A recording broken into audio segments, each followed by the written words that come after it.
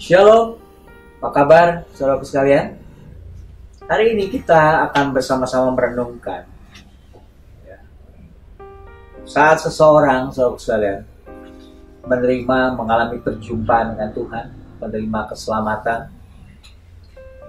mengalami perjumpaan, terjadi sebuah perubahan identitas dari seorang berdosa menjadi orang benar, menjadi anak Tuhan.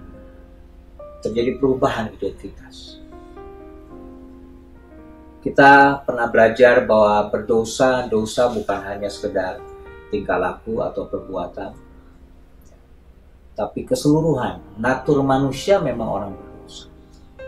Untuk seseorang yang terima Yesus, terjadi perubahan natur itu. Dari natur berdosa menjadi natur benar, menjadi orang benar. Nah, saudara sekalian, dalam perjalanan kehidupan orang percaya, kita sudah selesai dengan yang namanya natur dosa. Tapi seringkali tanpa sadar, karena dalam perjalanan kita dalam keserupaan dengan Kristus, kita banyak melakukan dosa-dosa. Kalau saya pernah mendengar dosa-dosa yang mendatangkan maut, ada 7 dosa, misalnya kesombongan, keserakahan, mendatangkan maut. Tapi hari ini kita mau merenungkan ada, saya menyebutnya sebagai 3 dosa generasi yang seringkali tanpa sadar atau mungkin orang sadar melakukan. Yang pertama adalah dia atau orang itu atau siapapun melakukan dosa yang dia tidak menghormati, tidak menghargai generasi sebelum kita. Generasi sebelum kita itu bisa tentang orang tua, orang yang lebih tua, hamba Tuhan mungkin di dalam komunitas orang percaya, atau guru, atau bos, orang-orang di sebelum kita, orang-orang yang sebelum kita, orang-orang yang kita hargai seharusnya. Tapi kenyataannya banyak kali terjadi kita tidak menghormati. Nah, kita tahu generasi sekarang ini adalah generasi yang berani mengungkapkan apa adanya. Tapi seringkali kebablasan yang akhirnya kita menemukan yang namanya sikap-sikap yang namanya pemberontakan misalnya, ketidaksukaan terhadap figur-figur otoritas. Tapi hari ini kita mau putuskan itu, kita mau bertobat, kita mau belajar menghargai generasi sebelum kita. Dalam hal rohani misalnya, orang-orang yang sudah berjalan dalam Tuhan, orang-orang yang sudah ditaruhkan oleh Tuhan dalam kehidupan kita, yang membimbing kita. Tentunya dia pasti juga belum sempurna, penuh kekurangan. Tapi mari kita belajar untuk menghargai, menghormati generasi sebelum kita. 10 hukum Taurat, dari semua 10 hukum Taurat, hanya 1 yang mengandung janji, yaitu hormatilah ayah dan ibu. Ini begitu penting, saudara-saudara, supaya kita berbahagia dan lanjut umur kita, kata firman Tuhan. Mari kita mulai belajar bertobat dari dosa ini. Mari kita mulai belajar mengingat, menghargai, bahkan mentaati orang-orang, dalam hal ini orang tua, para pemimpin kita. Itu yang pertama. Yang kedua, dosa yang kedua adalah kita tidak hidup dalam kehendak Tuhan di generasi di mana kita hidup. Dalam Kisah Rasul 13 ayat 36 dikatakan Daud melakukan kehendak Tuhan di zamannya, di generasi. Jadi setiap zaman Tuhan selalu mencari orang-orang yang mau melakukan kehendak Tuhan di zamannya. Setiap zaman itu berbeda, saudara sekalian.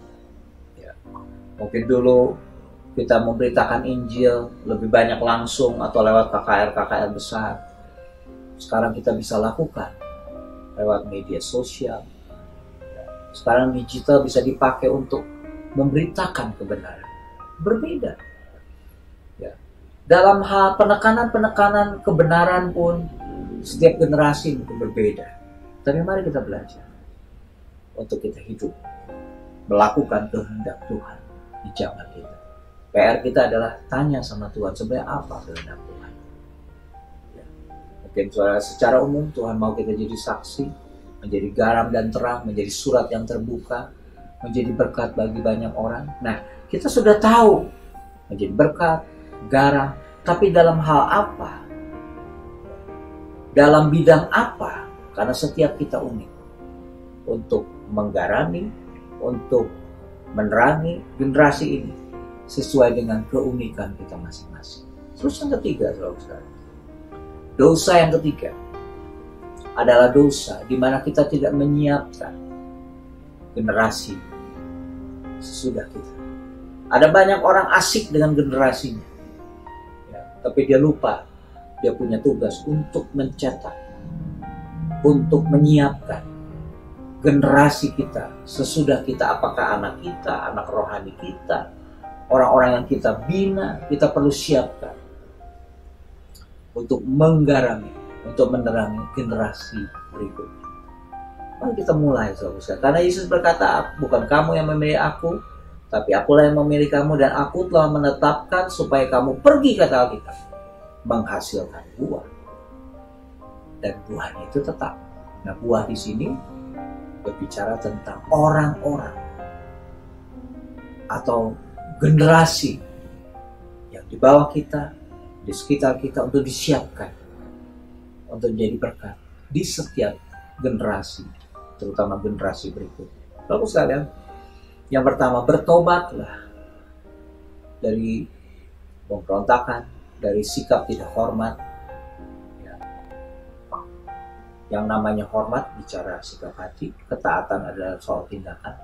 Nah, Tuhan mau kita mulai belajar untuk menghargai orang tua kita atau generasi sebelum kita. Yang kedua, mari kita mulai belajar bertobat.